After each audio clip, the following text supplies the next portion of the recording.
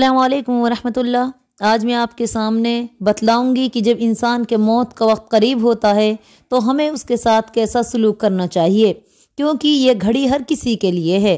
سچ ہے، کیا سخت گھڑی ہوگی، اجل آئے گی جس دم، کھچ کھچ کے ہر ایک رگ سے نکلنے لگے گا دم۔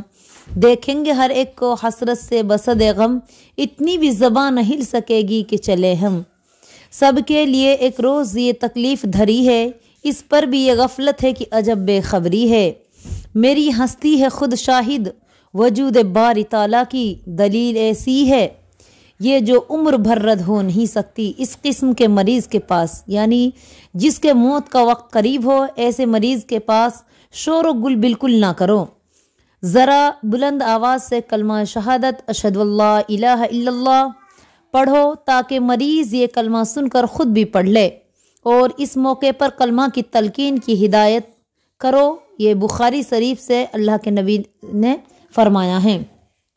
حضور پاک صلی اللہ علیہ وسلم نے فرمایا، جس شخص کا آخری کلمہ لا الہ الا اللہ ہوگا وہ ضرور جنت میں داخل ہوگا۔ اگر مریض ایک بار کلمہ پڑھ لے تو بار بار کلمہ پڑھنے کی تکلیف نہ دو، شاید وہ گھبرا کر انکار کر بیٹھے، کیونکہ وہ وقت بڑا نازک ہوتا ہے۔ البتہ اس بات کا دھیان رکھنا چاہیے کہ مریض کا آخری کلمہ لا الہ الا اللہ ہو، یعنی اگر مریض نے کلمہ پڑھنے کے بعد کوئی بات چیت کر لی تو پھر کلمہ کی اس کو تلقین کرنی چاہیے۔ نزا کے وقت مریض پر سورہ یاسین پڑھنا بھی اچھا ہے، کیونکہ سورہ یاسین سے نزا کی تکلیف میں تخفیف ہو جاتی ہے۔ ابو زرعہ سے نزا کے وقت کلمہ طیبہ پڑھنے کی خواہش کی گئی، آپ نے حضرت معاذ والی حدیث مع اسناد پڑھنی شروع کر دی۔ جب لا الہ الا اللہ پر پہنچے تو روح قفس انصری سے پرواز کر گئی۔ اگر کلمہ طیبہ پورا کر لیا جائے تو افضل ہے، یعنی لا الہ الا اللہ محمد رسول اللہ۔ مرنے والے کو اپنے معبود سے اچھی امید رکھنی چاہیے اور امیدوار مغفرت بن کر دنیا سے رخصت ہونا چاہیے۔ پیارے معبود سے بدگمان نہ ہو، کیونکہ خداوند قدوس فرماتا ہے، میں انسان کے گمان کے مطابق اس سے معاملہ کرتا ہوں۔ حضرت جابر رضی اللہ تعالی عنہ فرماتے ہیں کہ میں نے رسول اللہ صلی اللہ علیہ وسلم سے آپ کے وصال سے 3 روز پہلے سنا، آپ فرما رہے تھے، تم میں سے ہر شخص مرنے سے pہلے اللہ سے اچھا گمان رکھے۔ یہ مسلم کی روایت ہے۔ مقدور پھر اپنے مریض کو جس کی حالت خطرناک ہو، ہاسپٹل وغیرہ میں نہ چھوڑا جائے، کیونکہ یہ مقام رفاقت اور ہمدردی کا ہے جو اسپتال میں میسر نہ آئے گی۔ مریض کی سب سے پچھلی خدمت اور اس کے ساتھ حسن سلوک کی یہ ہے کہ اسے گھر میں رکھا جائے اور اس بات کی کوشش کی جائے کہ وہ کلمہ شہادتین پڑھ کر خاموش نہ رہے۔ پاس والوں کو مریض کی وقتی کیفیات سے متاثر نہیں ہونا چاہیے۔ اگر ممکن ہو تو زمزم کے پانی میں شہد گھول کر منہ میں ٹپکایا جائے، تاکہ خشکی باقی نہ رہے اور پیاس میں کمی واقع ہو۔ تو یہ ہے میت کے آخری وقت کی رسم جو ہم تمام مسلمانوں کو ضرور پوری کرنی چاہیے، کیونکہ ہم مسلمان ہیں اور موت ہم تمام کے لیے اٹل ہے۔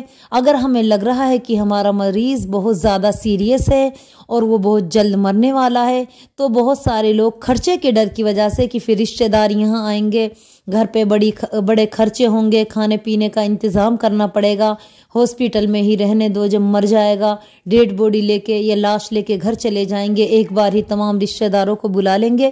یہ قطعاً غلط ہے، بہت زیادہ گناہ کی بات ہے۔ ہمارے اوپر میت کے آخری وقت میں اس کے ساتھ اچھا سلوک کرنے، اس کو کلمہ کی تلقین کرنے، تمام لوگوں سے میل و ملاپ کرنے کے لیے اپنے گھر لے کے آنا چاہیے، تاکہ ہماری میت اطمینان کے ساتھ دنیا سے جائے۔ میں نے بہت سارے لوگوں کو ایسا دیکھا ہے کہ وہ یہ کہہ دیتے ہیں کہ کیا لائیں، گھر خرچہ ہوگا، اس کو مرنا تو گھر پہ بھی ہے، یہاں پہ بھی، یہاں آکسیجن میں ہے، یہ ہے وہ ہے، ایسے بہانے لگاتے ہیں۔ بہت غلط بات ہے۔ اگر آج ہم اپنے کے ساتھ ایسا کریں گے تو کل کوئی ہمارے ساتھ بھی ضرور ایسا کرے گا۔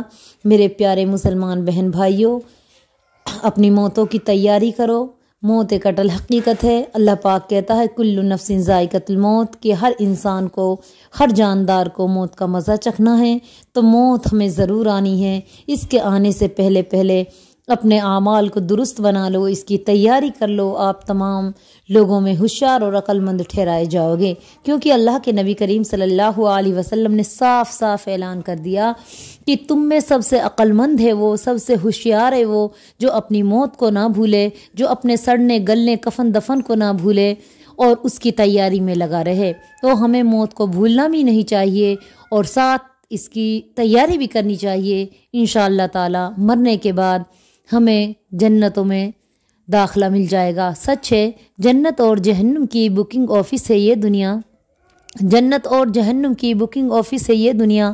عمل دے کر ٹکٹ لے لو جہاں جانے کی خواہش ہو، عمل یہاں بک کیے جا رہے ہیں، ٹکٹ آپ کو مل جائے گا، تو آپ اچھے اعمال بک کرو تاکہ آپ کو جنت کا ٹکٹ ملے۔ پتہ ہے آپ کو کہ آپ کے کاندھوں پر کرامن کاتبین ہر وقت بیٹھے ہوئے ہیں جو آپ کے اعمال کو لکھ رہے ہیں، اور یہی اعمال آپ کے سامنے پیش کر دیا جائے گا۔